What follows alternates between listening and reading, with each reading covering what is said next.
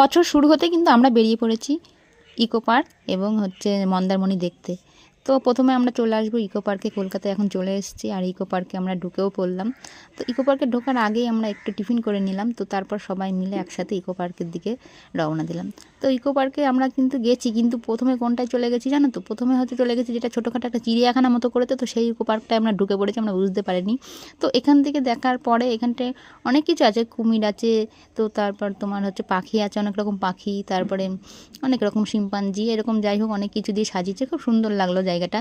তো তারপর আমরা চলে গেলাম মেন হচ্ছে যে আর একটা ইকো পার্কের যে পার্ট আছে, তো সেখানে চলে গেলাম।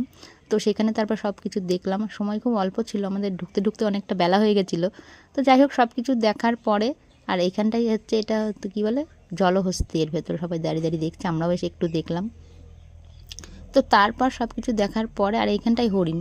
তো তারপর সব কিছু দেখার পর আমরা কিন্তু আবার বাসে উঠে